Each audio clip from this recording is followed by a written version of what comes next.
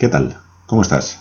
Mi nombre es Jonathan Mira, de Bienvenido al Origen, y estás viendo Profecías Ocultas en Génesis. Empezamos.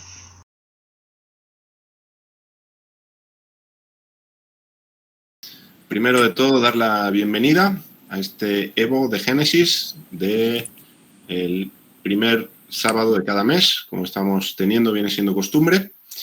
Y hemos empezado, hace ya varios meses, empezamos la serie de profecías ocultas en el libro de Génesis. Es decir, qué mensajes proféticos hay en este libro basados en las palabras de Dios por medio del profeta Isaías, que dice que él anuncia lo por venir desde el principio. Y por lo tanto estamos yendo al principio, a Génesis, a Bereshit, para conocer lo por venir, lo que vendrá. Bien. Y en el día de hoy vamos a ver la profecía que se oculta en la simiente de Abraham. Hay una profecía oculta, como ya empezamos a ver, en la promesa que Dios hace a Abraham, en tanto que toda promesa tiene un cumplimiento a futuro. No hay ninguna promesa que no tenga esa dimensión futura, y la promesa de Dios no es una excepción. Por lo tanto, lo que Dios le dice, que además se lo dice en futuro, es una profecía. Es algo que tiene que cumplirse más allá de Abraham y del tiempo de Abraham. Empezamos viendo el mes pasado, a través de la tierra prometida, esa primer parte de la promesa, que es la herencia. ¿Qué tierra le prometió Dios a Abraham? Y lo veíamos desde la óptica de los exiliados, de los judíos exiliados en Babilonia. Y por tanto, ¿qué implicaciones tenía eso para nosotros hoy? Hoy vamos a ir a la segunda parte de la promesa, que es la descendencia. Hablamos de que hay herencia, descendencia, o podríamos decirlo también herencia, heredero. Tiene que haber un heredero que, valga la redundancia, herede lo que ha sido prometido, que es esa tierra, en otros términos, ese reino. ¿Bien? Entonces, hoy vamos a abordar esa segunda parte de la promesa, la simiente, y vamos a ver la dimensión profética de la simiente de Abraham. Vamos a ver en primer lugar qué le prometió Dios a Abraham tocante a la simiente. Y nos vamos a quedar en dos textos. Hay más información a lo largo de lo que es la vida de Abraham en Génesis, lo que se relata en este libro tocante a la simiente, pero no quiero tomar mucho tiempo y no vamos a ver cada una de las ocasiones en las que Dios le habla y qué le dice respecto a la simiente, aunque si bien todo es importante, pero quiero que ocupemos la mayor parte del tiempo en este estudio en el desarrollo de estas dos ocasiones en las que Dios le va a hablar a Abraham. Y hablo de la primera ocasión que Dios le habla y de la última. La primera la tenemos en Génesis 12.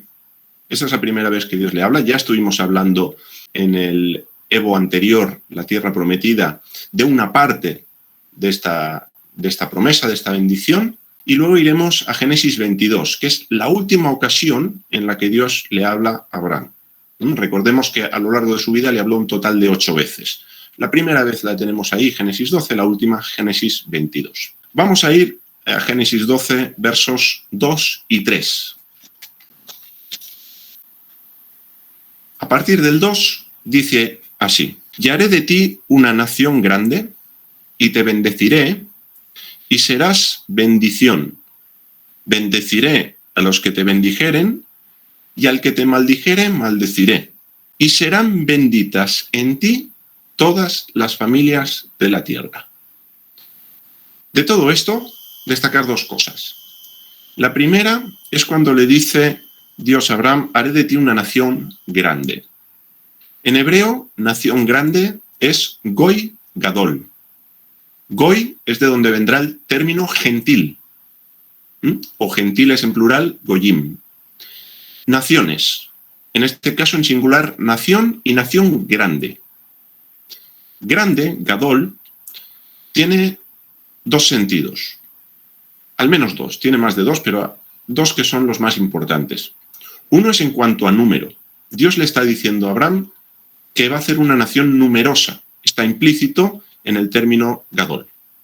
Pero no solo le está diciendo que van a ser muchos. Esto se lo va a repetir cuando hable de que la simiente, la descendencia de Abraham, van a ser como las estrellas del cielo o como la arena que hay en la orilla del mar. Pero hay otro sentido en Gadol, que es una nación preeminente, una nación que va a estar por encima de las demás naciones. Y esto es importante de cara al estudio de hoy, por supuesto, pero también para entender qué quiere hacer Dios y qué ha dicho que va a hacer Dios y que va a levantar Dios de Abraham. Bien, va a ser una nación que esté por encima de las demás naciones, una nación preeminente, una nación exaltada sobre las demás. Bien, esto está en nación grande, porque a veces podemos pensar que grande se refiere solo a número, y no solo a número, también a la calidad de esta nación. Esto por un lado. Por otro lado, de lo que Dios le dice aquí, me voy a quedar, y quiero que nos quedemos con la última frase, donde Dios le dice, en ti serán benditas todas las familias de la tierra. Porque esta va a ser la frase que va a estructurar nuestro estudio de hoy, pero también todo lo que tiene que ver con la simiente de Abraham, como iremos viendo. De hecho, esta frase se va a repetir de manera muy similar en la última ocasión que Dios le habla a Abraham, el siguiente pasaje que vamos a considerar. Entonces, lo que le está diciendo aquí Dios es que va a haber una bendición en Abraham. Ahora, esta bendición en Abraham se consigue no directamente a través de Abraham, como vamos a ver, sino a través de su simiente. Y nos vamos a ir al siguiente pasaje, Génesis 22, que es la última vez en la que Dios le va a hablar a Abraham, que esto es después de la atadura de Isaac y después de que Abraham haya ofrecido el carnero. Después de esta ocasión ya no se registra más en la Biblia hebrea que Dios vuelva a hablar con Abraham. En ese pasaje, Génesis 22, los versos 17 y 18, que además es un juramento de Dios, como nos dirá en el verso 16, un juramento de Dios, por lo tanto, si Dios está jurando esto, significa que sí o sí lo va a llevar a cabo, y significa que esto no cambia, es inmutable, porque Dios está jurando y Dios no puede faltar a su palabra.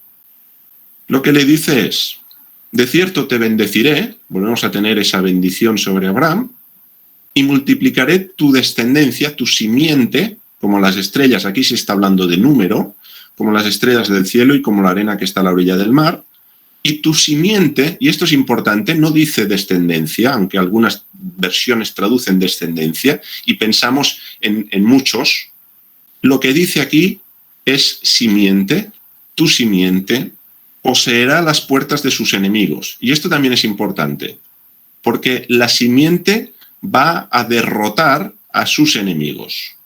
Y esto también está relacionado con Goy Gadol, nación grande, porque para que una nación sea exaltada por encima de las demás naciones, los enemigos, y voy a utilizar un lenguaje bíblico para explicar esto, tienen que ser puestos por estrado de sus pies. Si no, la nación no puede prevalecer por encima de las demás. Entonces, esta victoria sobre los enemigos es también para la simiente, es una profecía que se cumplirá en la simiente. Y continúa en el verso 18 diciendo, y ahora sí traduce simiente, pero fijaros, tu simiente y tu descendencia en hebreo son las mismas palabras, no cambian. Por lo tanto, en tu simiente serán benditas todas las naciones de la tierra, por cuanto obedeciste a mi voz. Si os fijáis, Génesis 12, en ti serán benditas todas las familias de la tierra, y Génesis 22, en tu simiente serán benditas todas las naciones de la tierra, aun cuando no tienen los mismos términos exactos, conceptualmente se parecen. Es la misma idea. Una bendición en Abraham y una bendición en la simiente de Abraham para todas las naciones o para todas las familias de la tierra. ¿Esto qué significa? Que ambos están conectados. Es decir, la bendición de Abraham, de que esa bendición que llega a todas las familias de la tierra en Abraham, llega por medio de la simiente. Es decir, si estamos en la simiente, recibimos la bendición de Abraham. Una cosa no es independiente de la otra. De hecho, ahora vamos a ver un pasaje cuando Dios le va a hablar a Jacob, que le va a decir, en ti y en tu simiente. Por lo tanto, están conectados, están relacionados, y no podemos despegar una de la otra. la bendición de Abraham se adquiere por medio de la simiente, esa bendición a todas las naciones. Dicho esto, la pregunta, y es lo que vamos a responder en el resto del estudio, ¿quién es la simiente? Porque si la bendición de Abraham se alcanza por medio de la simiente, interesa saber quién es la simiente para saber cuál es nuestra relación con la simiente y si alcanzamos la bendición de Abraham o no. Así que vamos a pasar a responder a esta pregunta. ¿Quién es la simiente? Bien, cualquier lector de la Biblia, en este punto de la historia, podría pensar que la simiente es Isaac, porque sabemos que Abraham tuvo un hijo, el hijo de la promesa, Isaac, y uno diría, bueno, esto se va a cumplir en Isaac. Al menos, si no sigue leyendo la Biblia, esto es lo que uno pensaría en este momento de la historia. Ahora bien, Isaac no pudo ser la simiente por dos motivos. El primero lo tenemos en Génesis 21:12.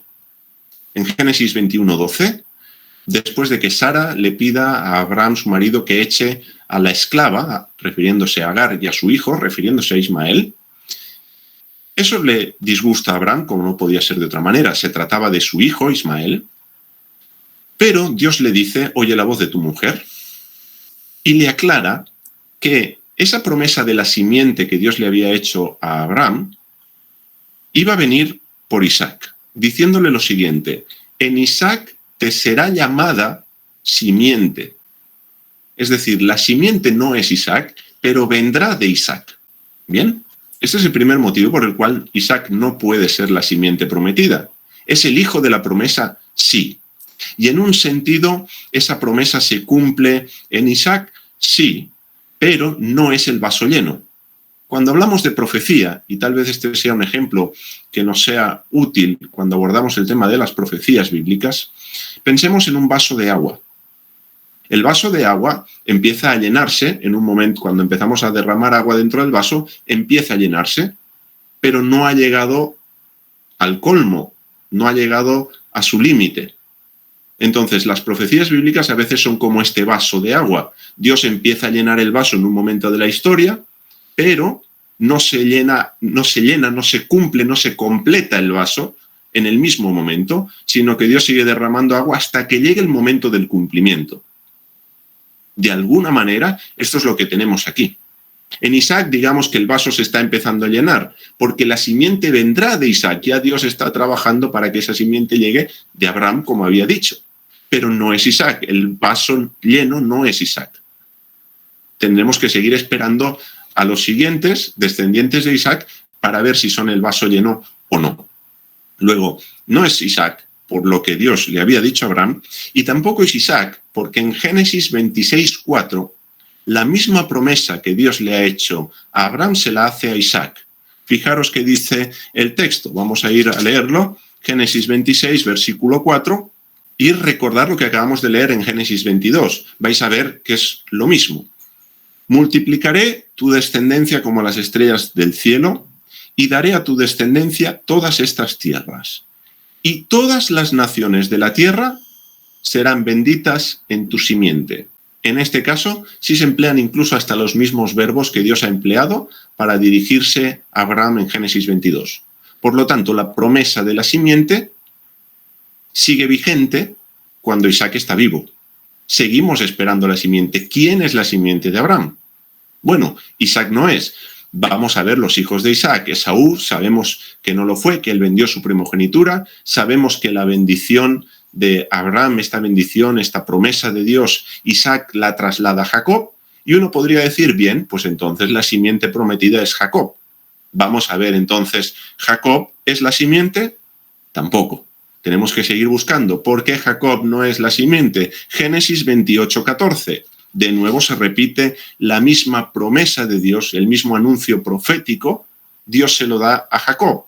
Mirad, en el verso 14 del capítulo 28 leemos lo siguiente. Será tu descendencia como el polvo de la tierra. Fijaros la repetición del lenguaje, de las mismas ideas, los mismos conceptos. Dice, te extenderás al occidente, al oriente, al norte y al sur, y todas las familias de la tierra, y aquí es lo que antes he mencionado, serán benditas en ti y en tu simiente. Por lo tanto, hay una bendición en Jacob, igual que la hay en Abraham, pero también en la simiente, que es el mediador para alcanzar la promesa, la bendición que hay en Jacob y en Abraham. ¿Se entiende? Así que Jacob sigue sin ser la promesa. Ahora Jacob nos lo pone difícil porque va a tener 12 hijos. Dices, bueno, ¿quién es la simiente? ¿Quién es el descendiente de Jacob? El descendiente prometido, esa simiente, ese heredero, que sería un término sinónimo para hablar de la simiente. ¿Quién es de los 12? Bueno, cuando llegamos a... Ahí hay una historia entre Efraín y Judá, que no voy a abordar en este estudio bíblico, probablemente lo haga más adelante. Pero cuando llegamos a Génesis 49, fijaros el versículo 1, lo que les dice Jacob a sus hijos. Los va a bendecir, pero esa bendición también tiene una dimensión profética. ¿Por qué? Porque les dice, llamó Jacob a sus hijos y dijo, juntaos, reuníos, y os voy a declarar, os voy a manifestar qué os ha de acontecer en los postreros días. Estamos en Génesis 49, aún no ha terminado el libro, y Jacob va a profetizar, va a anunciar sobre sus hijos qué les ha de acontecer en los últimos tiempos.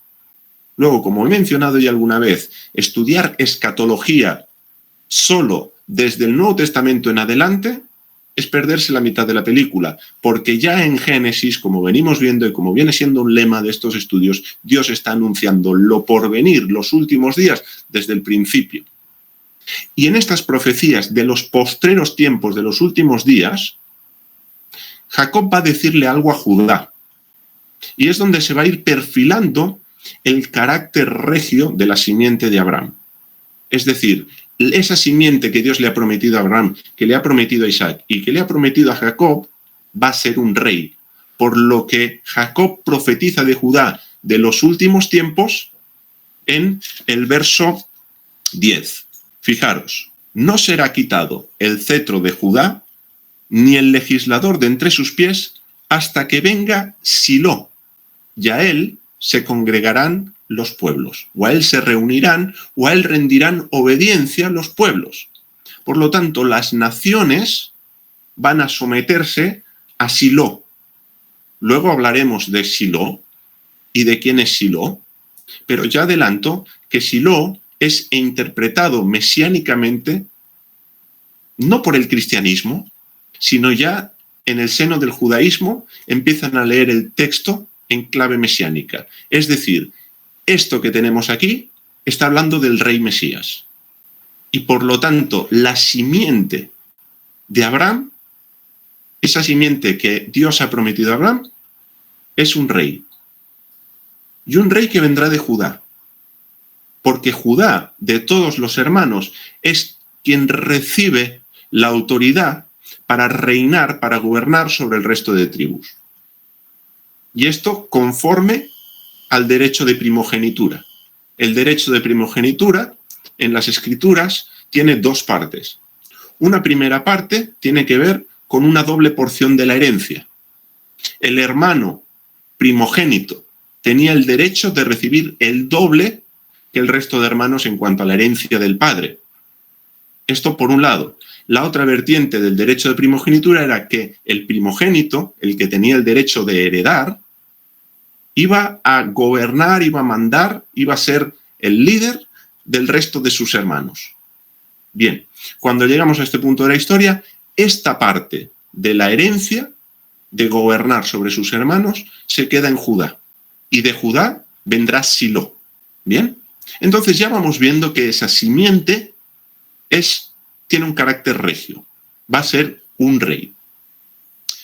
Hay un texto que es el Salmo 72, vamos a ir a él, que conecta directamente este carácter regio de la simiente con la promesa que Dios le hace a Abraham. Y lo vamos a ver en el Salmo 72, verso 17. Vamos a leerlo. No es el único texto, hay muchos más, pero he escogido este porque es clave en la terminología, en las palabras que estoy utilizando, y seguramente vamos a conectar muy rápidamente esa bendición, esa promesa que Dios le hace a Abraham de la simiente con lo que dice este salmo. Fijaros, es un salmo, y vamos a empezar en el 1, ahora leo el 17, pero el 1 para contextualizar un poquito. Antes del 1, o el 1 en la Biblia hebrea, pero antes del 1 en algunas Biblias, pone el título El reino de un rey justo, por lo tanto ya nos perfila de qué va, y pone para Salomón. El título en negrita, eso no está en la Biblia hebrea, pero este para Salomón sí. Y hay dos maneras de entender este salmo. Uno es que lo escribió David, el rey David, para su hijo Salomón. Y otra manera de entender el salmo, según también se puede traducir del hebreo, es que este salmo es de Salomón, es decir, lo escribió Salomón.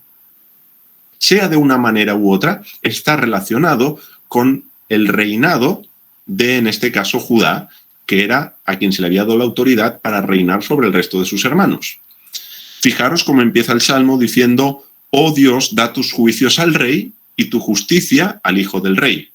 Por lo tanto, es un salmo dirigido al rey de Israel. Ahora, siendo un salmo que está dirigido al rey de Israel, fijaros que dice en el verso 17: «Será su nombre para siempre. Se perpetuará su nombre mientras dure el sol». ¿Cómo sigue a continuación? «Benditas serán en él todas las naciones». ¿Qué le había dicho Dios a Abraham? En tu simiente serán benditas todas las naciones. ¿Qué tenemos ahora en el Salmo 72, verso 17? Que en él, en el rey, serán benditas todas las naciones. Por lo tanto, están conectadas una cosa con la otra. Vemos como ese carácter regio de la simiente lo tenemos también en este salmo. Así que la simiente se va perfilando como un rey. Entonces, ¿qué ocurre en este punto de la historia? Que uno podría pensar, bueno, lo escribe David para Salomón, o lo escribe Salomón para su hijo, para sus futuras generaciones, para que Dios levante un rey al que pues Dios le dé los juicios, que él juzgue al pueblo con justicia. Y si uno va leyendo el Salmo, se va a ir dando cuenta que si bien esto pudo de alguna manera cumplirse en Salomón, volvemos a tener el vaso medio lleno. Salomón no es el vaso completo. Salomón fue parte de este ir llenando el vaso de Dios para que la profecía se cumpla. Pero Salomón no cumplió con el perfil que tenemos en este salmo. Es cierto que durante su reinado fue el reinado de oro de la monarquía de Israel. Fue el último rey que tuvo las 12 tribus bajo su gobierno, porque a raíz del pecado de Salomón el reino se va a dividir. Por lo tanto, vemos cómo efectivamente esto no se cumple en tiempos de Salomón. Salomón, durante una parte de su reinado, podemos decir que fue un rey sabio, un rey que gobernó al pueblo de Dios con la sabiduría que Dios le había dado, conforme a la palabra de Dios. Pero si vamos viendo, Salomón cometió dos ofensas graves contra Dios. La primera tiene que ver con la idolatría. Él se casó con muchísimas mujeres y acabó adorando a los dioses de esas mujeres, porque trabó alianzas políticas con las otras naciones. Por eso emparentó, para conseguir la paz en su reinado, empezó a emparentarse. Era una cuestión política. Pero eso le llevó a la idolatría, algo que Dios había dicho, de esto ni hablar. Y hay otro punto a tener en cuenta durante el reinado de Salomón, y es que si bien Salomón fue la época de esplendor, todo lo que se construyó no fue de la nada. Eso lo tuvo que pagar el contribuyente. Y había muchos impuestos en Israel durante la época de Salomón. Y por tanto, todo lo que nos dice el Salmo de juzgar a los afligidos del pueblo, de ayudar al necesitado, al menesteroso, no acabó de cumplirse durante el reinado de Salomón. De hecho, esa va a ser el detonante, la cantidad de impuestos que hay en Israel durante este periodo de su historia va a ser el detonante de la división del reino.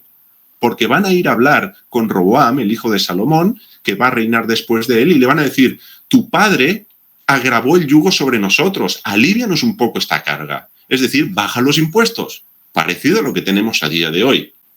Y Roboam, el hijo, decide no hacer caso y luego hay 10 tribus que dicen, pues apáñatelas tú, dejamos de ser tributarios, no vamos a estar rindiéndote homenaje y no vamos a pagar más impuesto a Judá.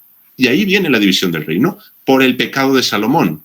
Con lo cual vemos que este salmo no se cumple ni en la vida de Salomón, ni en la vida de ningún otro rey de la monarquía, por supuesto no de Israel, porque en Israel no tenía que haber rey. Esto forma parte del proyecto de Dios y cómo Dios decidió llevar a cabo las cosas con su pueblo, pero ningún rey del linaje de David cumplió con lo que aquí está escrito.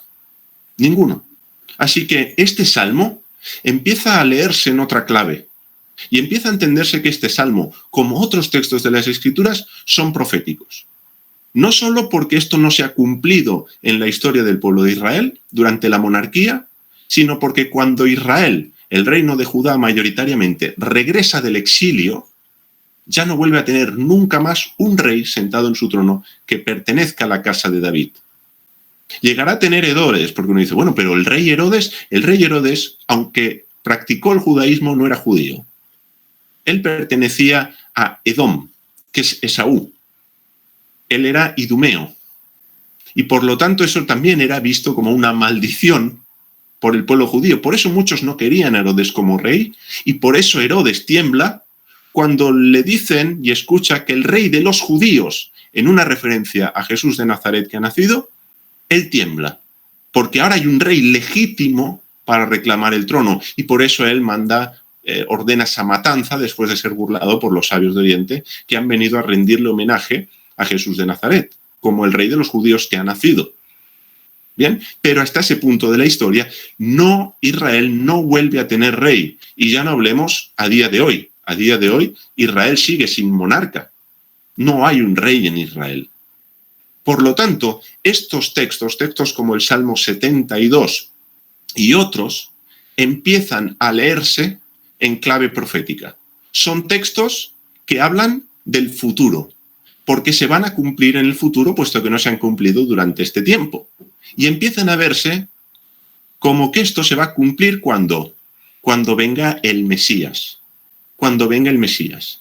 Y puesto que el Salmo 72 empieza a leerse en esa clave, también empieza a leerse de esa forma la promesa hecha a Abraham. Porque si la simiente de Abraham es el rey, y este rey es el rey Mesías, la simiente de Abraham tiene que ser el rey Mesías. Y esto empieza a ser un planteamiento que no nace en el cristianismo. El cristianismo es posterior al judaísmo. Este pensamiento de que la simiente de Abraham es el Mesías nace en el propio judaísmo. De hecho, hay un tratado del Talmud, el tratado Sanedrín, donde la Guemará, otro escrito judío, pregunta acerca del nombre del Mesías. Dice, ¿cómo se llamará el Mesías, este rey? Y una de las citas que da un rabino para hablar del nombre del Mesías es el Salmo 72, verso 17.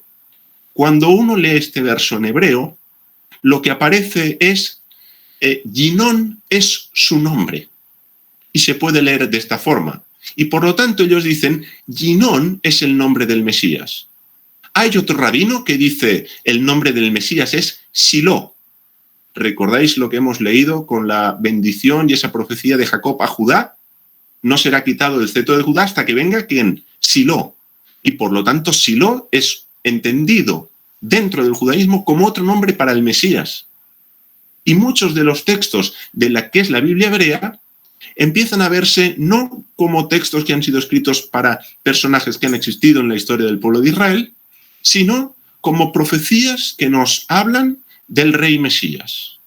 Esta línea de interpretación que tenemos, esta manera de entender los textos de la Biblia hebrea, es la que siguen los escritores del cuerpo de textos del llamado Nuevo Testamento, los discípulos, los apóstoles. Ellos toman esta línea de interpretación.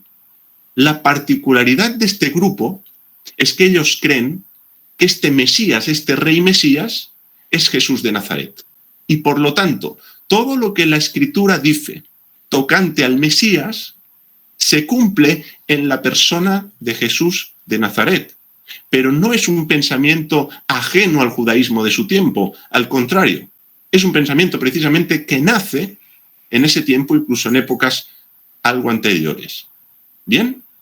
Así que vamos a ver algunos textos de este cuerpo de textos donde vamos a ver que efectivamente esta es la idea que ellos tienen en mente. Por ejemplo, Mateo 1.1. Mateo 1.1, que es un verso introductorio al Evangelio, es toda una declaración de intenciones. ¿Qué pretende el escritor de este Evangelio? Vamos a leerlo. Libro de la genealogía de Jesucristo. Un paréntesis aquí. Cuando leemos Jesucristo, lo que estamos leyendo es Jesús el Mesías, Jesús el ungido.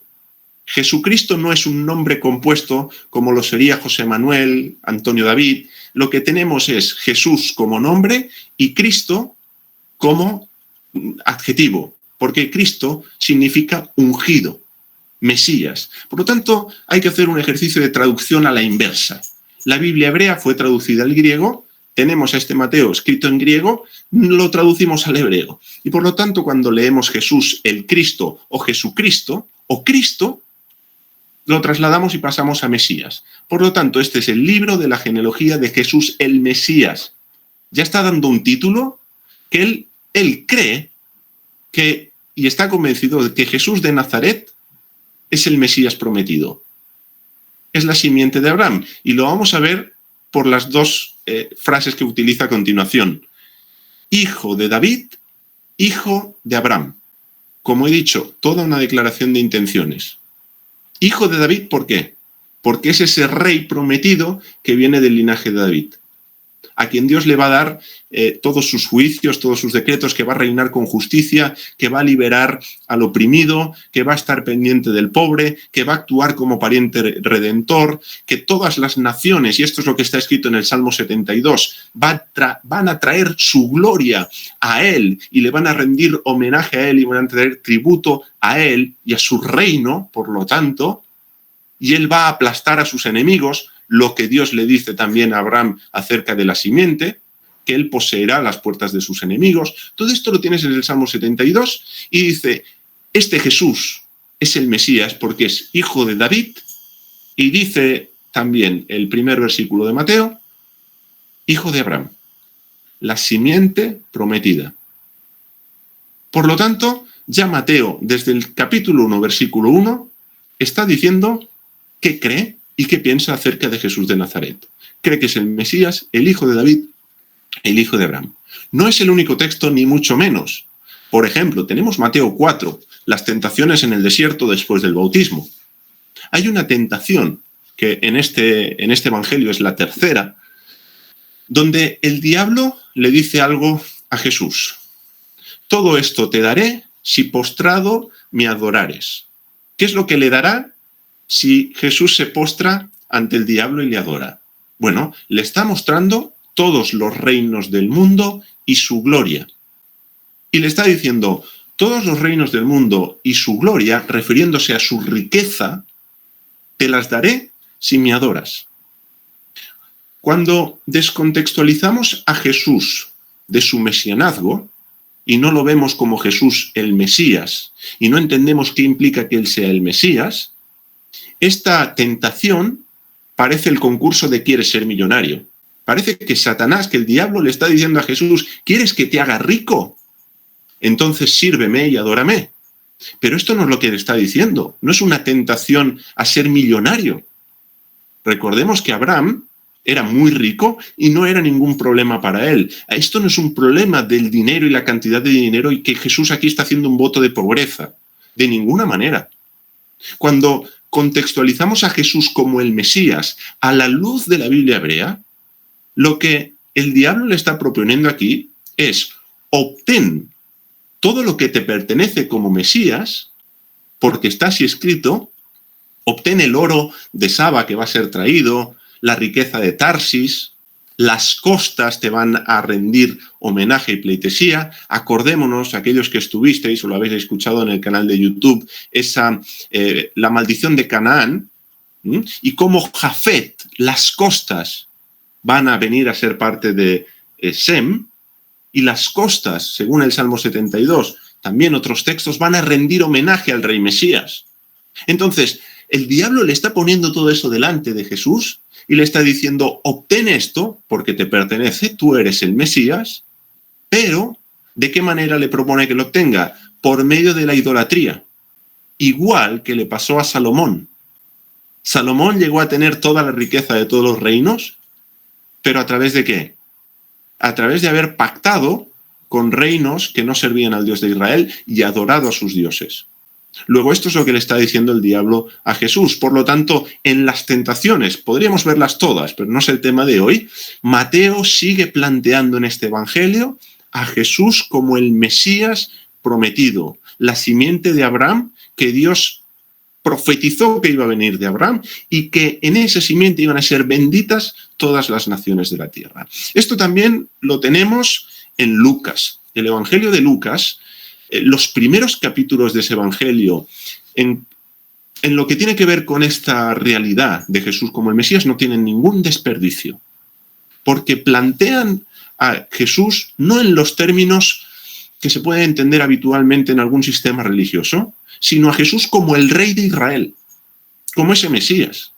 Y un texto que particularmente me gusta, tiene un sabor enorme, es la profecía de Zacarías. Lo tenéis en Lucas, no lo vamos a leer ahora, pero si tenéis oportunidad, no tiene desperdicio. En Lucas capítulo 1, los versos 67 y 79, Zacarías, después de que les dé vuelta el habla, profetiza, y las palabras que dice concuerdan perfectamente con la Biblia hebrea, con las Escrituras, como no puede ser de otra manera. En este momento de la historia no hay Nuevo Testamento, solo hay Biblia hebrea. Y solo la Biblia hebrea podía ser el soporte para explicar que ese personaje histórico, que ese bebé que acaba de nacer o que va a nacer en el caso de Zacarías, aún no ha nacido, que es Jesús de Nazaret, lo único que puede explicar que él es el Mesías es la Biblia hebrea. Y Zacarías la conoce y la conoce bien. Recordemos que él está sirviendo en el templo, que es levita. Y solo voy a leer un texto de todos los que he citado, de Lucas del 67 al 79, porque él dice, hablando de Jesús, en el verso 69, por ejemplo, dice, nos levantó un poderoso Salvador en la casa de David, su siervo. Es el rey, viene de David, del linaje de David. Y fijaros en el 73, cómo lo conecta también con el juramento que Dios le hizo a Abraham. Y este juramento lo tenéis en Génesis 15, también tiene que ver con la simiente. Le dice, verso 72, para hacer misericordia con nuestros padres y acordarse de su santo pacto, del juramento que hizo Abraham nuestro padre, que nos había de conceder que librados de nuestros enemigos, sin temor le serviríamos en santidad y en justicia delante de él todos los días. Victoria sobre los enemigos. ¿Qué le ha dicho Dios a Abraham? ¿Qué juró? Porque es un juramento, como he dicho, y tiene todo el peso de la palabra y más cuando se trata de Dios. ¿Qué le juró Dios a Abraham? Tu simiente poseerá las puertas de tus enemigos. Va a tener victoria sobre sus enemigos. Sus enemigos van a ser derrotados. Sus enemigos van a ser puestos por estrado de sus pies. Y esta dimensión bélica, y perdonadme por el contexto histórico que estamos atravesando, pero es una dimensión bélica, se da en la simiente de Abraham, en el rey de Israel. No pensemos que Jesús, cuando regrese, va a venir como vino la primera vez. Él va a venir como el león de la tribu de Judá, como ese rey en gloria. Y viene para vencer, y viene para derrotar a sus enemigos. Y la Biblia nos habla de quién son los enemigos de la simiente de Abraham. Por lo tanto, tengámoslo claro también de cara a lo que está por venir y aún no ha llegado. Lucas también presenta a Jesús como el Mesías en esa línea que veníamos viendo de interpretación mesiánica de los Biblia hebrea, de varios de los textos, y en este caso de la simiente de Abraham. Si habláramos del Evangelio de Juan, nos encontraríamos con lo mismo. Juan 20:31 dice cuál es el propósito por el cual el evangelista ha escrito ese evangelio y ha plasmado en él esas señales. Y dice que esto ha sido escrito para que creáis que Jesús es el Cristo, el Hijo de Dios, y para que creyendo en él tengáis vida eterna. Lo que Juan está diciendo es, esto lo he escrito este Evangelio para que creáis que Jesús es el Mesías. Toda la Biblia hebrea, todo lo que está profetizado del Rey Mesías que ha de venir, se cumple en Jesús de Nazaret. Y este es el propósito del Evangelio de Juan, independientemente de cuál sea la cristología que tú tienes. No estoy hablando de qué piensas acerca de Jesús, si es Dios, si no es Dios, si es solo hombre, si es mitad una cosa u otra. El Evangelio de Juan, el propósito de este Evangelio es mostrarnos a Jesús como Mesías. Luego, si queremos respetar el propósito del escritor, tenemos que trabajar con esa idea. Idea que tenemos en Mateo, que tenemos en Lucas, que la vemos en Marcos, y que no solo se da en los evangelios, sino que sigue dándose a lo largo del cuerpo que se ha llamado Nuevo Testamento, el cuerpo de textos llamado Nuevo Testamento. Hay dos textos para cerrar esta idea de la simiente, no como Mesías, sino como Jesús, que es el Mesías y por tanto esa simiente prometida. El primero lo tenemos en Hechos. Y va a hablar Pedro, después de la curación del cojo de nacimiento, en el pórtico de Salomón, Hechos 3. Y tenemos a Pedro, que es un judío, dirigiéndose a otros judíos en el templo, pórtico de Salomón, y en ese contexto les dice lo siguiente. Vamos a los versículos primero 19 al 21, y después leeré versos 25 y 26. En el 19 dice, así que arrepentíos y convertíos para que sean borrados vuestros pecados, para que vengan de la presencia del Señor tiempos de refrigerio. Y Él envíe a Jesucristo, a Jesús el Mesías, que os fue antes anunciado, a quien de cierto es necesario que el cielo reciba hasta los tiempos de la restauración de todas las cosas, de que habló Dios por boca de sus santos profetas que han sido desde tiempo antiguo. Dios anuncia lo por venir desde el principio. Desde tiempo antiguo Dios está anunciando la restauración de todas las cosas. Génesis 1 apunta a la restauración de todas las cosas. Y Pedro les está diciendo, arrepentíos, convertíos a Dios, volved a Dios, para que Jesús, el Mesías, sea enviado de nuevo. Es decir, el arrepentimiento del pueblo, según Pedro, vincula o digamos que está relacionado, está conectado con el advenimiento del Mesías. Tienen que ser restauradas todas las cosas y en el proceso de restauración está la restauración de Israel. Y la primera restauración que Israel necesita es espiritual, es arrepentirse, es dejar toda su idolatría, volverse a Dios con todo su corazón, con toda su alma y con todas sus fuerzas. Es recibir por medio del Mesías, por medio de esa primera venida, el Espíritu de Dios, tener un nuevo corazón y de esta manera volverse a Dios. Cuando esto ocurre, Dios vuelve a enviar a Jesús, el Mesías. Él regresa. ¿Esta idea de dónde la va a sacar Pedro? ¿Se le ocurre de pronto? Es que él tiene mucha labia, fue inspirado de manera divina en el templo y se le ocurrió esta idea. Esto está en la ley y en los profetas. Esto está anunciado en la Biblia hebrea. No es una idea original de Pedro que aparece en el Nuevo Testamento. Él no ha leído aún las cartas de Pablo. Él no ha leído las cartas de Juan, no ha leído a Santiago. Ni siquiera ha leído Hechos. Él está protagonizando Hechos y basado en profecías de la Biblia hebrea, está diciendo que es necesario el arrepentimiento y la conversión del pueblo de Dios para que Jesús vuelva. Y ahora lo vamos a ver en Jeremías. Pero antes termino aquí en los versos 25 y 26. Fijaros, les dice, vosotros sois hijos de los profetas y del pacto que Dios hizo con nuestros padres. Hijos del pacto. Son hijos del pacto. ¿Y qué pacto hizo con los padres? Diciendo a Abraham, en tu simiente serán benditas todas las familias de la tierra. Ellos son hijos de ese pacto. Y a ellos Pedro les está anunciando Génesis 12, y que se está cumpliendo Génesis 12 delante de ellos. Ellos están viviendo el cumplimiento de Génesis 12.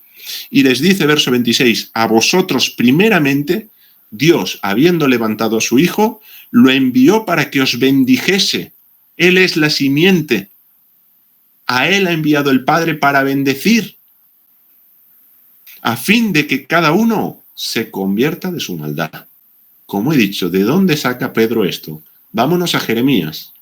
Jeremías capítulo 4. Es impresionante la similitud de lo que Pedro dice aquí con este texto que vamos a leer ahora. Jeremías 4, verso 2. Vamos a leer desde el 1. El 1 y el 2. Dice, si te volvieres, oh Israel, dice Jehová, vuélvete a mí. Si te has de volver, vuélvete a mí. Conviértete a mí.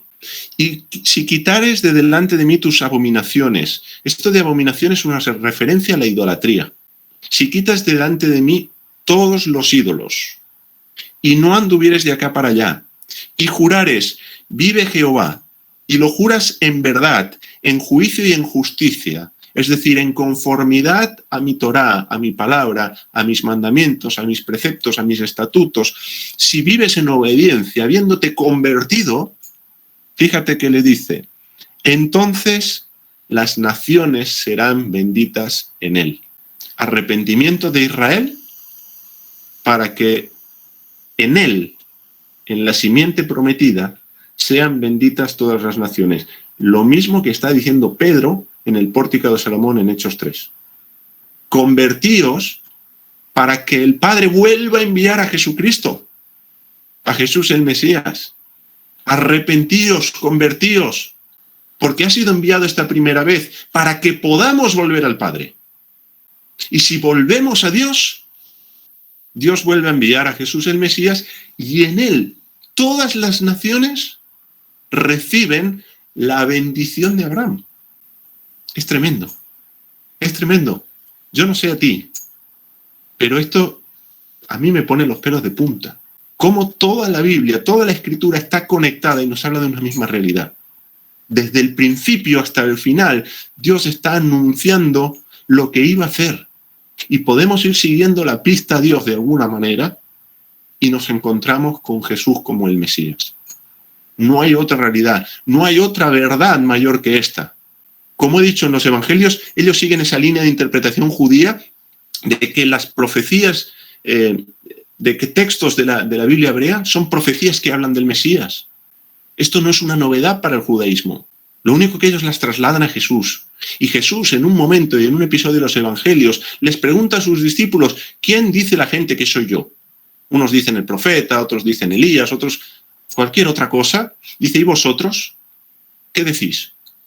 Y Pedro contesta, tú eres el Cristo, tú eres el ungido, tú eres el Mesías, el Hijo de Dios.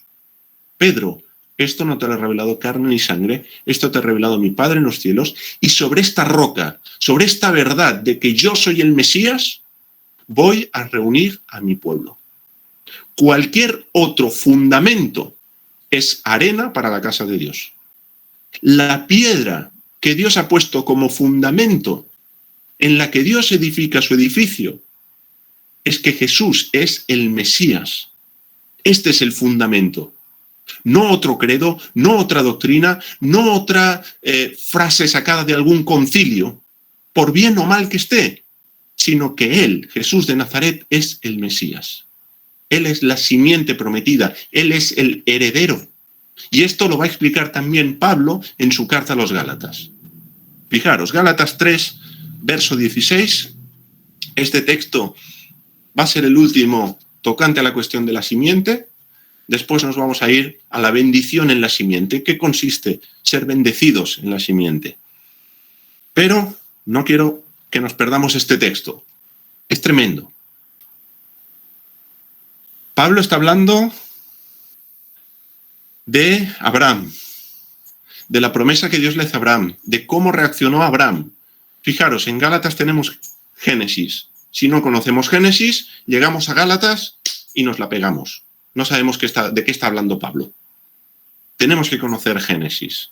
Es el principio y es la base, es el fundamento del resto de la Escritura. Y en el versículo 16, como digo, les escribe lo siguiente: ahora bien, ¿a Abraham fueron hechas las promesas? Hace poco escuché a un rabino judío diciendo que las promesas solo eran para la simiente de Abraham, que Abraham no. La Biblia no dice eso. La Biblia dice que las promesas también son para Abraham. Por lo tanto, Abraham tiene que resucitar, como ya he mencionado en alguna otra ocasión, para recibir lo prometido, porque no recibió lo que Dios le prometió. Luego estamos esperando resurrección de muertos. Tremendo. Dice: ahora bien, a Abraham fueron hechas las promesas, en ti serán benditas todas las familias de la tierra, y a su simiente, en tu simiente serán benditas todas las naciones de la tierra. Y a su simiente, no dice, prestad atención aquí, no dice, y a las simientes, como si hablase de muchos, sino como de uno singular, y a tu simiente, la cual es Cristo, la cual es el Mesías. Pablo entiende, a la luz de la Biblia hebrea, de la Torá, de los profetas, de los salmos, que la simiente de Abraham es el Mesías. ¿Por qué? Porque él está tomando el número del sustantivo simiente, que es singular, como clave exegética.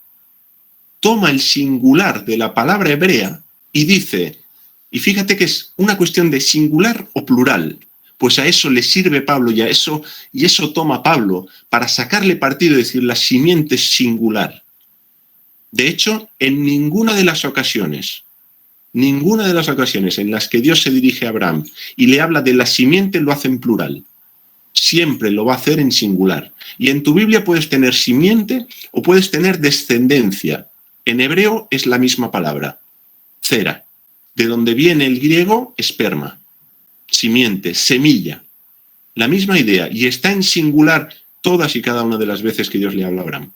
Por lo tanto, Pablo dice, es que no se refiere a muchos, hay uno que es la simiente, y esa simiente que es uno es el Mesías. Él es la simiente prometida, él es la simiente de Abraham. En él se cumple lo profetizado acerca de ese rey para Israel, ese rey que va a traer paz, ese rey que va a traer victoria sobre los enemigos, ese rey que va a estar velando por los oprimidos, por los pobres, por los afligidos, por los necesitados. Es ese rey que va a traer la justicia verdadera, la justicia de Dios. Es ese rey que va a juzgar con un juicio recto. Es ese rey al que el resto de naciones le van a rendir homenaje. Y todo esto se cumple en el Mesías, en Jesús de Nazaret. Su primera venida, tenemos el vaso empieza a llenarse. Llegará a su colmo, a su plenitud, a su llenura, cuando Él regrese. Pero para eso necesitamos lo que dijo Pedro: convertíos y arrepentíos. Volveos a Dios, como está anunciado por medio del profeta Jeremías. Volveos a Dios. Jurad por su nombre en verdad, en juicio, en justicia.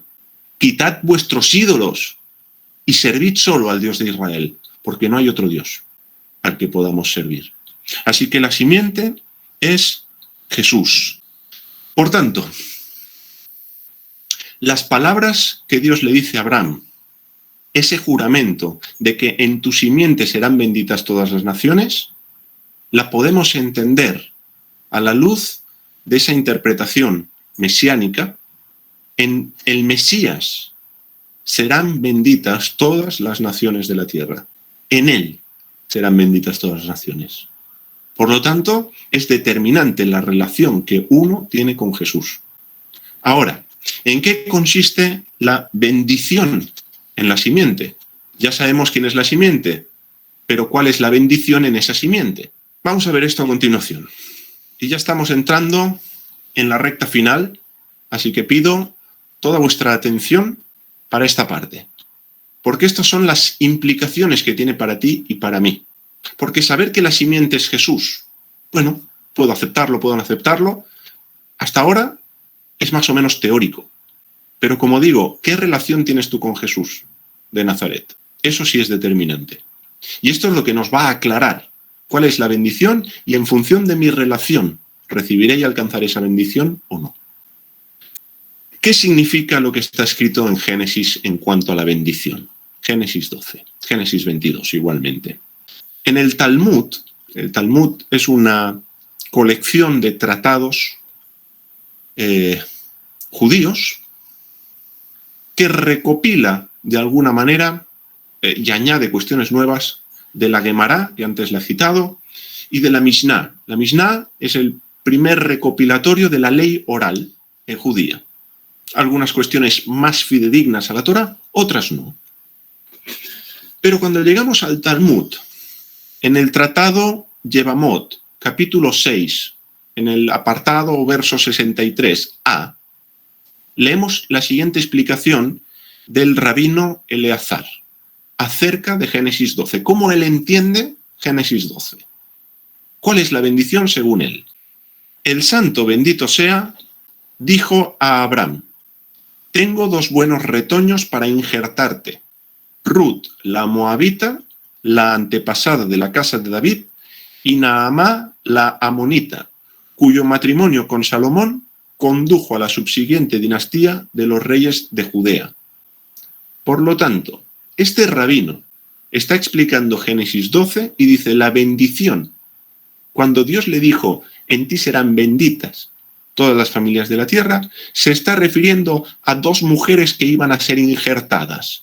Y conecta la bendición con ser injertado en Israel. Compartí en el grupo tanto en Telegram como en el grupo de WhatsApp del estudio de los viernes, qué implica estar bajo las alas de Dios. Salmo 91. Estar bajo las alas de Dios no solo es que vamos a estar muy calentitos, muy a gustito, muy protegidos y muy seguros. Estar bajo las alas de Dios implica que vamos a hacer lo que hizo Ruth, que vamos a decir, como le dijo a su suegra, tu Dios será mi Dios, y vamos a aceptar al Dios de Israel como nuestro. Y vamos a decir también lo mismo que dijo Ruth, tu pueblo será mi pueblo, y por lo tanto vamos a vivir como vive este pueblo. No según me parece, no según mi cultura, no según me han enseñado, sino según Dios dice en su palabra. Y Ruth viaja con su suegra Noemí a la tierra de Israel, a Belén, y vive conforme a la Torá, a la ley de Israel, a la ley que Dios le da a su pueblo, para su bien. Y llega, como dice efectivamente, a ser antepasada del rey David. De ella va a descender el rey David, y no solo el rey David, sino que, como no puede ser de otra manera, Jesús de Nazaret va a descender de Ruth, la moabita, por esa decisión que ella tomó. Y eso, Voz lo llama venir bajo las alas de Dios. Aceptar al Dios de Israel como el único Dios verdadero y servirle como Él quiere ser servido es estar bajo sus alas, es ser injertado, y esta es la bendición. La bendición que alcanzamos por medio del Mesías es que somos injertados en el pueblo de Dios, en ese remanente que ha permanecido fiel al Padre, fiel al pacto, que no ha rechazado a Jesús como Mesías, que lo ha aceptado, y nosotros venimos a ser parte de ese olivo. Y este es el tema que Pablo aborda en la carta a los Romanos capítulo 11.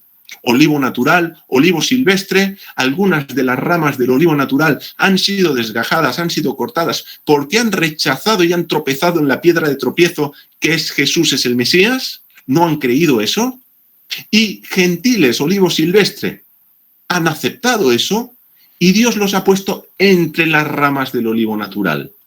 Lo mismo que Pablo explica es lo que este rabino en el Talmud está diciendo. La bendición de Abraham es ser injertado en el pueblo de Dios. Es tremendo. Y por lo tanto es vivir como vive el pueblo de Dios. Es convertirse, es lo que Pedro les ha anunciado en el libro de Hechos. Es convertirse, es dejar las abominaciones, es venir a servir a Dios, como Él quiere, en justicia, en juicio, en verdad. No como a uno le parece, no como a uno le gusta, no como uno entiende, no como uno interpreta, no, como Dios dice en su palabra. Como Dios dice en su palabra. Y esto solo es posible por medio de Jesús. Y por medio de Jesús, el Mesías, uno viene a recibir la bendición de Abraham. ¿Y cuál es la bendición, la promesa a Abraham? ¿Qué le prometió Dios a Abraham? Lo vimos en el Evo del mes pasado, la tierra prometida. Una nación grande, una nación preeminente. Hemos empezado el estudio viendo eso. Es reinar con Cristo, reinar con el Mesías. Es ser parte de su reino, es ser parte de esa nación poderosa, en esa tierra que Dios ha prometido, en esa, si queréis, Nueva Jerusalén. Porque la Nueva Jerusalén, como dice Apocalipsis, los reyes que han sido salvos de las naciones, de las otras naciones, y no salvos, como podríamos entenderlo nosotros, sino salvos de esa guerra que ha habido, donde ha habido muertos por todas partes, esos reyes van a traer la gloria de las naciones a la Nueva Jerusalén. Esto no solo es algo para el milenio, es algo que se va a dar por toda la eternidad. Es algo que se va a dar por toda la eternidad. Fijaros, el judaísmo, el cristianismo y el islam. Y esta semana leí un escrito de un árabe, bueno, un musulmán, no árabe, él no es árabe, de nacionalidad árabe, pero es musulmán. Él es alguien convertido al islam y él reclamaba para sí y para el pueblo musulmán la paternidad, la filiación con Abraham, la reclamaba para sí, igual que hace el judaísmo, igual que hace el cristianismo. Y cada una de estas tres religiones dice, no, Abraham es nuestro padre, no el vuestro. Abraham es el nuestro. Nosotros somos los verdaderos hijos de Abraham. Ahora, la filiación con Abraham no es solo una cuestión genética. No depende de la sangre que te corre por las venas. Depende de la sangre del Mesías. De esa sangre sí depende tu filiación con Abraham. Si tú has aceptado, o si tú aceptas, aún no lo has aceptado, pero lo aceptas, crees que Jesús es el Mesías, le reconoces como quien es, fundamentas tu vida en esa roca inamovible y vives conforme a esa fe, tú eres hijo de Abraham, según dice la Biblia. Lo tenemos, por ejemplo, en Gálatas 3:29. Mismo capítulo donde nos hemos quedado, verso 29, Pablo va a decir, si vosotros sois de Cristo, si vosotros sois del Mesías, si le pertenecéis a Él, si estáis en Él, ciertamente linaje de Abraham sois. La filiación con Abraham depende de si estás en Cristo o no. Y si estás en Cristo, si perteneces al Mesías, eres linaje de Abraham y va a decir más, y herederos según la promesa. ¿Has leído alguna vez en el Nuevo Testamento que somos herederos y coherederos con Cristo? ¿Qué significa? ¿Qué heredamos? ¿Un montón de nubes en el cielo? Esta es la herencia que nos aguarda. ¿Una aureola dorada? ¿Un arpa? ¿Cuál es la herencia que tenemos en Cristo? ¿Qué significa ser coherederos? ¿Qué significa, como dirá en Efesios, que Cristo nos hemos recibido toda bendición espiritual? ¿Qué es una bendición espiritual? Sino esa bendición que viene del Padre, que ha sido dada y que está escrita y anunciada en la ley y en los profetas. Esto es lo que recibimos cuando estamos en Cristo. La promesa hecha a Abraham es para todos aquellos que reciban a Jesús como el Mesías y que vivan en conformidad a esa fe.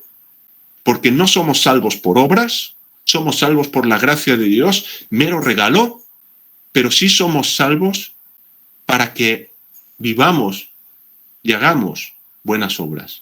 Es el propósito de habernos redimido, de habernos rescatado. Como Pablo dirá, no es una cuestión de circuncisión o incircuncisión, es una cuestión de la fe que obra por el amor. Y esa fe en el Mesías nos tiene que llevar a obrar. De otra manera, la fe sin obras es muerta. Pero somos salvos por gracia sin duda, sin ninguna duda. Pero tiene que ser una fe consecuente, una fe consecuente. Así que si somos del Mesías, somos simiente de Abraham y por tanto herederos. Y esto significa ser hijo de Dios. ¿Quién es un hijo o una hija de Dios? ¿Qué implica ser hijo o hija de Dios? Romanos 8:17. Ya estamos acabando. Fijaros qué dice. Y si sois hijos, sois herederos, herederos de Dios. Ser hijo de Dios implica que eres un heredero de Dios. Dios tiene una herencia para ti. Esa herencia la hemos venido viendo. Está en toda la Biblia. Bienaventurados los mansos y humildes, porque ellos heredarán la tierra. No solo es el Sermón del Monte, eso está escrito en la Biblia hebrea. Y Jesús lo toma de la Biblia hebrea. Creo que es un salmo, si mal no recuerdo. Esa es la promesa, no hay otra. Y esa promesa, la única manera de alcanzarla, de recibirla, esa bendición, es por medio de Jesús, el Mesías. No hay otra manera. Dice, si hijos, también herederos, herederos de Dios y coherederos con Cristo, coherederos con el Mesías.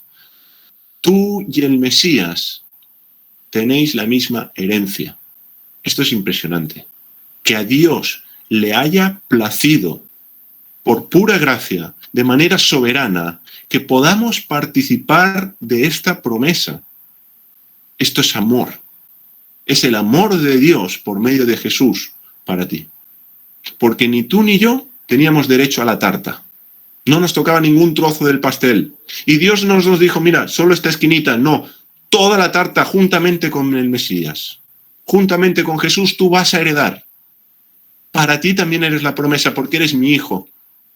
Ahora eres mi hijo. Ahora que estás en Cristo.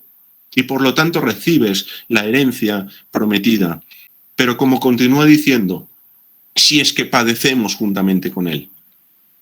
Si no hay esa vida coherente a la fe que proclamamos, no sigue sin haber tarta. Van las dos cosas de la mano. Es una fe que obra por el amor. Y a esto, ¿sabéis cómo lo llama la Biblia? ¿Sabéis en qué creyó Abraham? En el Evangelio. A esto la Biblia lo llama Evangelio. Lo tienes en Gálatas 3:8. En Gálatas 3:8, Pablo escribe y dice, la Escritura, la Biblia hebrea, en este caso Génesis, previendo que Dios había de justificar por la fe a los gentiles, dio de antemano la buena nueva, la buena noticia, el Evangelio a Abraham, diciendo, en ti serán benditas todas las naciones. El Evangelio está en Génesis. El Evangelio no empieza en Mateo. El Evangelio empieza, como no puede ser de otra manera, en Génesis. La Escritura, previendo que Dios iba a orar de esta manera, profetizó y anunció que por medio del Mesías todas las naciones de la tierra podrían recibir la bendición de Abraham. Podrían pasar a ser parte de ese pueblo al que le ha sido prometida esa tierra, de esa nación grande. Esta es la bendición, este es el Evangelio. Este es el Evangelio. Antes de concluir, un texto, Efesios 2. Efesios 2, estoy tentado a leer el capítulo entero, porque todo el capítulo es precioso. Todo el capítulo es de valor. No hay nada de desechar. No hay nada que pasar por alto. No hay nada que podamos leer deprisa de este texto. Pero me voy a centrar en unos versos. Vamos a leer desde el 1. Vamos bien, vamos a leer desde el 1. No puedo solo coger un trozo. Versículo 1. Hablando de la obra que el Padre ha llevado a cabo por medio de Jesús. Él os dio vida a vosotros cuando estabais muertos en vuestros delitos y pecados. Dios nos ha dado vida por medio de Jesús cuando estábamos muertos, cuando estábamos adorando a otros dioses, cuando vivíamos a nuestra manera, cuando no obedecíamos la Torá y ni siquiera sabíamos que se llamaba Torá. Dios nos dio vida por medio de Jesús. En nuestros delitos y pecados, en los cuales anduvisteis en otro tiempo, siguiendo la corriente de este mundo, conforme al príncipe de la potestad del aire, el espíritu que ahora opera en los hijos de desobediencia. Esto sigue pasando a día de hoy, entre los cuales también todos nosotros vivimos en otro tiempo en los deseos de nuestra carne. Y esto a veces se lee como si fuera algo terrible, el deseo de la carne. Pero el deseo de la carne es tan sencillo como que Dios me diga, come esto y yo me como otra cosa. Esto es un deseo de la carne. Es hacer lo que a mí me da la gana. Es hacer lo que yo considero que hay que hacer, no lo que Dios dice que hay que hacer. Es vivir a tu manera. Es tan sencillo como eso. No hay que irse al adulterio. El adulterio es un deseo de la carne, sí. Pero no son cosas tan graves. No hay que irse a una violación, a un asesinato, al robo. No, yo no robo ni he matado a nadie. Bueno, ¿y qué? ¿Cómo vives? ¿A la manera de Dios o a la tuya? Porque si vives a tu manera, estás bajo los deseos de la carne. Haciendo la voluntad de la carne y de los pensamientos. Y éramos por naturaleza hijos de ira, lo mismo que los demás. Esto antes de estar en Cristo. A toda persona que no está en Cristo, que no es hijo, que no es heredero, está bajo la ira de Dios. Dios quiere que esa persona se arrepienta. Dios no quiere que ninguno perezca. Pero como le dije el otro día a mi hijo, no todo el mundo se quiere arrepentir. Pero todos aquellos que se han arrepentido, que han venido a Cristo, por la misericordia, como sigue diciendo el texto, que es rico en misericordia, por su gran amor con que nos amó, aun estando muertos en pecados, nos dio vida juntamente con el Mesías. Por gracia sois salvos. Es un regalo del Padre. No hay otra manera de obtenerlo. No hay otra manera si no es por la gracia de Dios, el amor de Dios. Y juntamente con Él nos resucitó. Ya tenemos nueva vida en Cristo. Falta la resurrección del cuerpo, sí. Pero aquellos que ya están en Cristo, en el Mesías, son nuevas criaturas. Han pasado de muerte a vida. Igual que un muerto físico viene a la vida resucitando físicamente. Pero aquí Dios ya ha operado en cada uno de los que están en Cristo una resurrección. ¿Qué es lo que está diciendo aquí? Con Él nos resucitó y asimismo nos hizo sentar en los lugares celestiales con Jesús el Mesías, para mostrar en los siglos venideros las abundantes riquezas de su gracia, en su bondad para con nosotros en Cristo Jesús, en Jesús el Mesías. Y repite de nuevo, porque por gracia sois salvos por medio de la fe. Y esto no de vosotros, pues es don de Dios. No es por obras el recibir esto. No es por obras, para que nadie se gloríe, porque somos hechura suya, creados en Jesús el Mesías para buenas obras. No es por obras, pero sí es para buenas obras. Y las buenas obras no las inventamos. Las buenas obras no nos las dice la religión. Las buenas obras son aquellas que Dios preparó de antemano para que anduviésemos en ellas. Están escritas en su palabra, las buenas obras. Por tanto, y este es el texto donde quiero poner todo el énfasis en relación a lo que estamos viendo. Acordaos de que en otro tiempo vosotros, los gentiles en cuanto a la carne, erais llamados incircuncisión, por la llamada circuncisión esa con mano en la carne. En aquel tiempo estabais sin Cristo, sin Mesías, alejados de la ciudadanía de Israel. No pertenecíais, no erais ciudadanos de Israel antes de estar en Cristo. Pero cuando no está en Cristo, en el Mesías, es injertado en el pueblo de Dios. Y no pensemos en el Israel político, en el Israel nacional. Es el Israel de Dios de toda la vida, el que empieza en Génesis y acaba en Apocalipsis. No hay otro Israel. El Israel que ha permanecido fiel, porque no hay tal cosa como que todo Israel rechazó al Mesías. Eso es mentira. Jesús es Israel. Los discípulos que le siguen es Israel. Pablo es Israel. Y ellos no rechazan al Mesías. Ellos han creído. Los 3.000 que se convierten en Pentecostés son Israel. Los que luego se convierten, creo que son 5.000, son Israel. No son gentiles. Por lo tanto, siempre hay un Israel que ha permanecido fiel. Y antes, el gentil, aquel que no era Israel, estaba sin Jesús, alejado de la ciudadanía de este Israel, ajeno a los pactos de la promesa. No te tocaba nada de la promesa de Abraham. Pero a Dios le ha placido hacernos partícipe, sin esperanza y sin Dios en el mundo. ¿Sin qué Dios? Sin el Dios de Israel. Porque hay gente, no, yo sí creía en Dios, pero ¿en qué Dios? Cuando dice aquí sin Dios, es sin el Dios de Israel.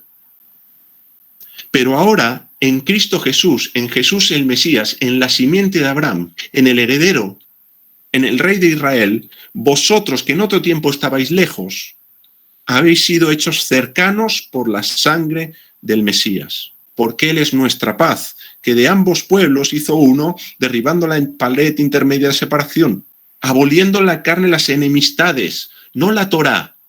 Decir que Jesús abolió la Torá es invalidarle como Mesías. Nos quedamos sin evangelio si proclamamos que Jesús ha invalidado la Torá. Lo que Él abolió fue la ley de los mandamientos expresados en ordenanzas que ponían esta enemistad entre los dos pueblos. Y esto es más largo de explicar, no voy a tomar el tiempo ahora, pero no es la Torá. Por favor, para crear en sí mismo de los dos un solo y nuevo hombre haciendo la paz y reconciliar con Dios mediante la cruz a ambos en un solo cuerpo, matando en ellas esas enemistades que había entre judíos y gentiles, porque las había, igual que las había entre judíos y samaritanos, igual que las había entre los judíos de Judea, de Judá, de Jerusalén y los de Galilea. Y Jesús, el Mesías, puso fin a todo eso en la cruz. Y por medio de él, y por medio de la fe en él, podemos venir a ser parte de ese pueblo. Podemos venir a ser parte del pueblo de Dios y por tanto hijos de Dios y por tanto herederos, también simiente de Abraham. Hijos de Abraham en Cristo, en el Mesías. Y esto, mis queridos, es el misterio del Mesías. Más adelante, en Efesios 3, verso 6, Pablo va a decir que los gentiles son coherederos, de nuevo esa palabra, coherederos y miembros del mismo cuerpo y copartícipes de la promesa en Jesús el Mesías por medio del Evangelio. El misterio del Mesías es la profecía oculta en Génesis 12, la simiente de Abraham. Porque como venimos viendo y venimos considerando, Dios anuncia lo por venir desde el principio. Dios anuncia lo que va a pasar desde Génesis. Muchas gracias.